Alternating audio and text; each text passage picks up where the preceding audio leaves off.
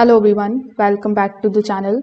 In today's video, I'm going to show you how to fix the MetaQuest 3 low memory issue. So the first thing that you need to do in order to fix it is you should have to simply try a complete restart because the temporary memory overloads are very common.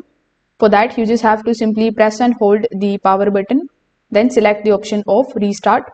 Do not just put the headset to sleep. A proper restart is going to clear the temporary RAM usage and background processes that may be consuming the memory. Now, once the headset powers back on, the performance often improves immediately. Now, if the issue still persists in your case, you can try our second solution.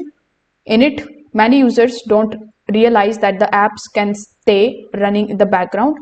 So you just have to simply press the Meta button. After that, open the recent application menus, then close everything that you are not actively using. Sometimes the multiple background applications slowly consume the available system memory, which is going to trigger the low memory warnings.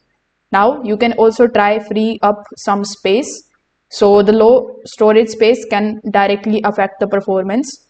So you just have to first of all go to the settings.